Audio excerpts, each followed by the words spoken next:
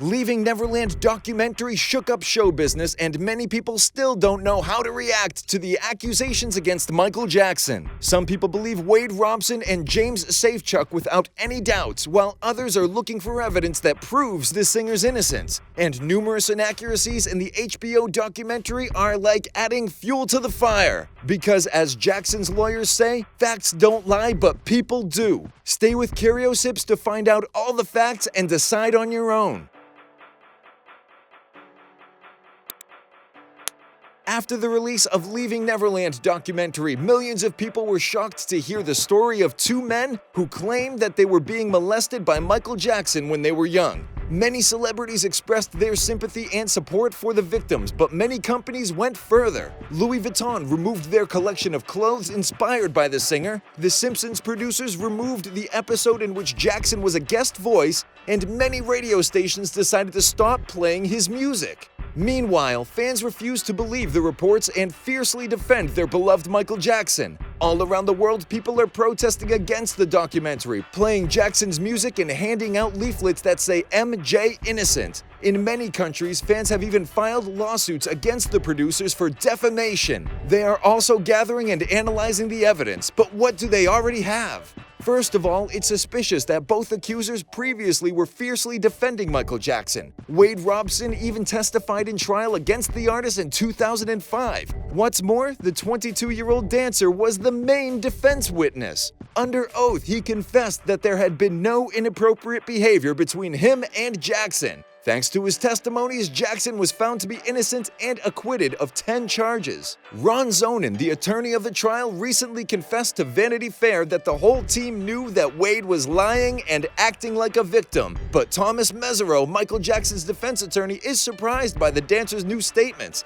and the change in his words. The fans also emphasize that if Robson says he did that to help Michael's family, then he didn't want to protect Jackson's children from the tormentor. And why, after the trial, he went out happy and relaxed. Moreover, even Wade's friend, filmmaker Sean Welling, stated that Robson himself started assuring him that Michael was fantastic and nothing happened between them. That's why now Sean is surprised by Robson's statements. What's next? In the documentary, Robson underlines that he had a nervous breakdown in 2011 and started therapy. Even though at that time he didn't open up about the abuse to his therapist, he admitted that he couldn't stand the popularity of Michael's music. However, in May of 2011, he tried to get a position of the director for one of Jackson's shows with Cirque du Soleil. However, he wasn't accepted for that position and went on to have financial problems and a career breakdown. This is believed to be the reason for his tries to sell a book about alleged harassment, but he didn't find a publisher.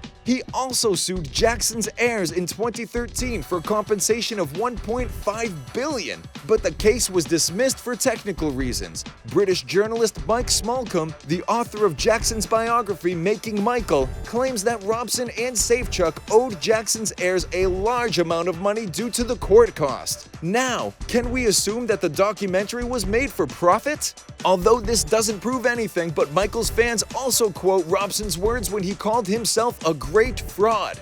During his trial for compensation, the dancer's emails were disclosed. There, he was describing himself with words like this. It's also said that he was seeking a settlement with appropriate reward. Wade's emails reveal another very puzzling thing. Robson was asking his mother, Joy Robson, about the details of his relationship with Jackson. Smallcombe notes that there were over 20 questions. Robson asked his mother what she remembered from their first night at Neverland. Then, during the trial, Wade admitted that he wasn't sure if he remembered the first night at Neverland correctly or he had talked about it. Seems like Robson is effectively manipulating people and fabricating the information. In the film, the dancer's wife, Amanda, says she didn't have a clue about the abuse and didn't know how to help Wade. Surprisingly enough, on the website of the Robson Charity Foundation, the woman was signed as Amanda Robson, his wife, mother of their child, and also a survivor of child abuse. The sentence was removed shortly after the movie was released, but music fans posted the screenshots on social media. Although the production of HBO looks very reasonable with a properly arranged timeline, it turns out the chronology of events is strongly disrupted.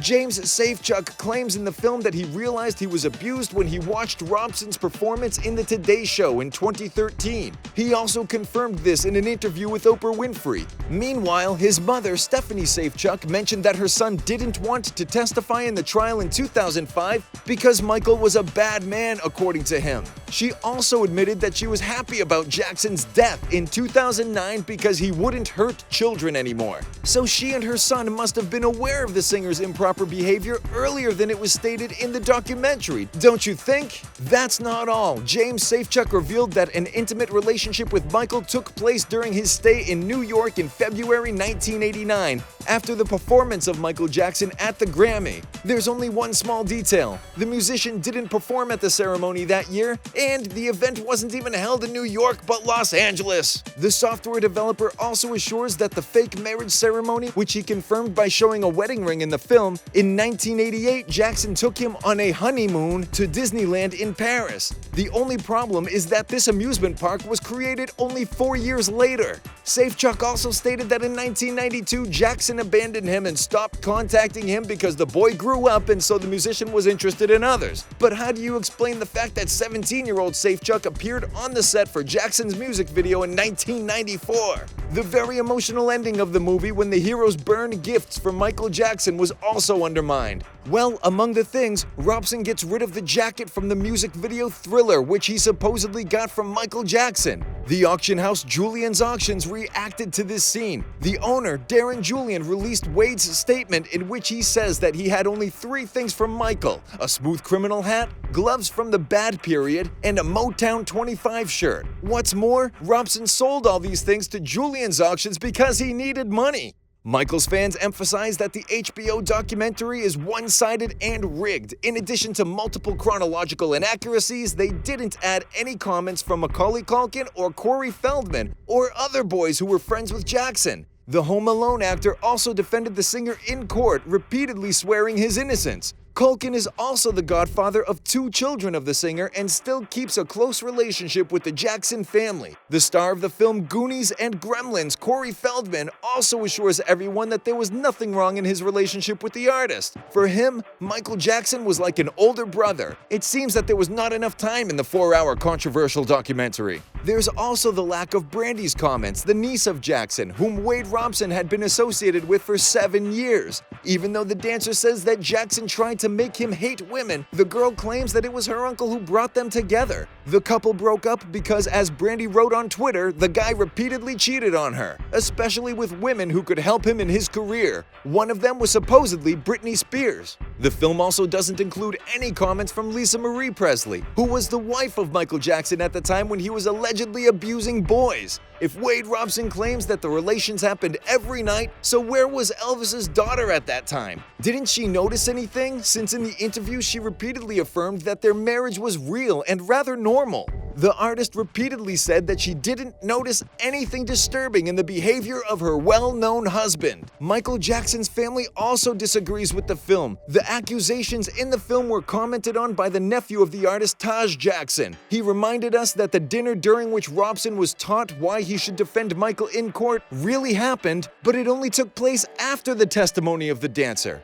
However, as reported by The Guardian, the company representing Jackson's heirs filed a lawsuit against the HBO station demanding $100 million of compensation. The artist's family issued a 53-page complaint in which they wrote that Leaving Neverland is a one-sided marathon of unvetted propaganda to shamelessly exploit an innocent man no longer here to defend himself. So what's the truth? Who is lying? As we have already said, the documentary Leaving Neverland has divided the fans around the world. Even though Michael Jackson passed away 10 years ago, he still has many defenders. Now, it's up to you whether to believe this HBO documentary or not. We're really curious to hear your point of view, so leave your comments below. And don't forget to subscribe to our channel to stay in touch with our CurioSips family. See you next time.